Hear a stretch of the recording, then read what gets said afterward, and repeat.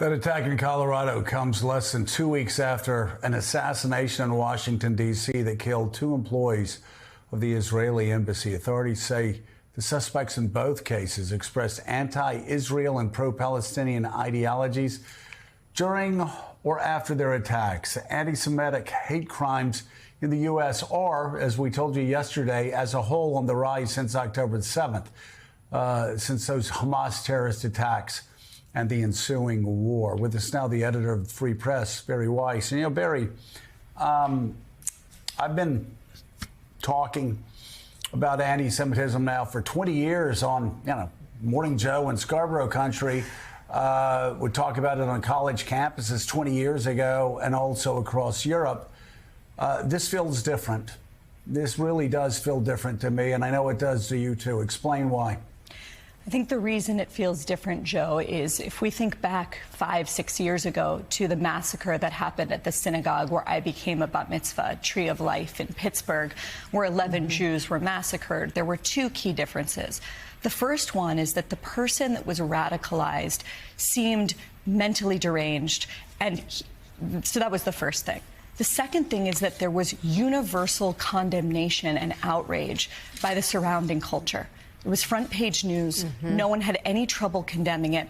No one had any trouble calling it for what it was, which was absolutely evil. So fast forward to these two recent attacks. The perpetrator in the case of the D.C. rampage, the murder of Yaron Lashinsky and Sarah Milgram, two names that should be known to everyone in this country, but you will see no celebrities making videos making sure that we know and say their names. He was extraordinarily articulate. He was evil when you read his manifesto, but he was an incredibly coherent, if not morally upside down worldview. So that's the first thing. He was radicalized by a movement that has created a permission structure for violence and the hunting of publicly recognized Jews in this country. The second thing is the unbelievable silence of the surrounding culture, and if not silence, open glorification on the part of some leftist groups that are celebrating this attack. That is the core difference that we've seen over the span of those 5 or 6 years. And I think one of the things that's been so alarming to watch in this country is that since October 7th, the open anti-Semitism in this country has become more profound, not less. And I think it's profoundly unfortunate that people do not understand the history and do not understand that what begins with Jews does not end with Jews. Fundamentally, what this is about is an attack on the rule of law, attack on the idea that individuals, minorities in this country should be safe, and fundamentally an attack on the West and on America itself. What starts with the Jews doesn't end with the Jews. And the lesson of history, unfortunately, is people often don't realize that until it's too late. So, Bari, there is a new article in the Free Press, your publication, by Jeffrey Herf about the recent attacks in Washington, D.C. and Colorado. It's titled Free Palestine Terrorism. And in it, Jeffrey writes in part this: they are terrorist attacks carried out against Jews in America in the name of liberation thousands of miles away. They were carried out by people who feel so emboldened by the global ideological assault on Israel and its supporters that they were willing to make the leap from hatred to violence. And if history is a guide, they will not be the last to do so. It is likely, indeed probable, that these two attacks excite and stimulate others to further acts of violence. After all, the response on many campuses to the Hamas massacres of October 7th ranged from enthusiasm to apologia. Calls to end Israel's existence from the river to the sea increased, and pro-Palestinian demonstrations and antagonism towards Zionists exploded at universities and colleges all over the United States. And that's sort of the tricky balance here, right, is that, of course, people can be angry at what they see in Gaza. They can be upset with how the Israeli government is conducting that war. But there's no excuse ever for the violence and hatred, the anti-Semitic violence, hatreds that we've seen too often come with it. Yeah, I would say a few things to that. Imagine if this was any other minority group that had just been attacked with Molotov cocktails and flamethrowers for being a member of that minority group. It would be the headline story everywhere around the world. It would be going viral on social media. As to the question of Israeli government policy, look, these people are being targeted for one simple reason. It is because they are Jewish. Plain and simple. These are American citizens, many of them, who are being attacked because they are Jewish. And I think it's extraordinarily important to think about some of the slogans that this pro-Palestine movement has been shouting. Globalize the Intifada. What does that mean? It is not a metaphor. It means open season on Jews worldwide. That is what it means. And I think it's also important to interrogate what Free Palestine means. There are some people that shout that slogan and mean something extraordinarily well-intentioned. They mean, I don't want to see innocent people dying in a war, or I don't believe, or I believe in Palestinian sovereignty in a territory like the West Bank. But there are other people that shout, from the river to the sea, Palestine will be free.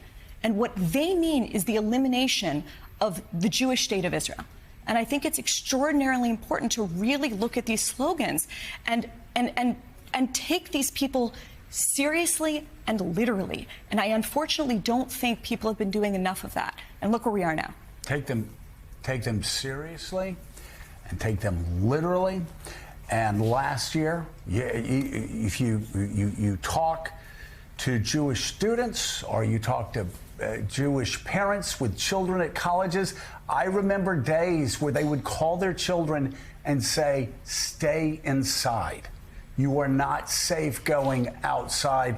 And I heard it from too many people. It's frightening. And Barry, you know, I've always been seen as a big supporter of Israel. People joked when I was in Congress that I should be given the keys to Tel Aviv, but I've been harshly critical of Netanyahu over the past year and a half along the way with some of the things that have happened, what's happening on the West Bank, what continues to happen in Gaza. But let's be clear here. This is not about policy differences.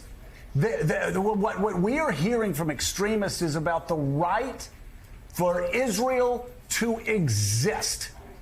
The right for Israel to exist, whether it is Netanyahu or a moderate prime minister, whomever it is, this has been going on for years. And to further bring that into sharp relief here, nobody was talking about West Bank policy when these Jews were set on fire.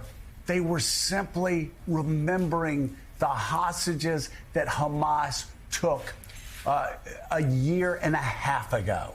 I mean, Joe, just imagine hate of Jews. My God, it's insanity. Just to draw out the absurdity of the idea that this has anything to do with Israeli government policy. Imagine if Americans somewhere else in the world were assaulted, hunted down because Trump is our president right now. What would the reaction be to that? Imagine if someone made that argument to us. We would be appalled by it. Barry, take it to the next level. They're not even talking about, this isn't even about Netanyahu here. The protests were over hostages.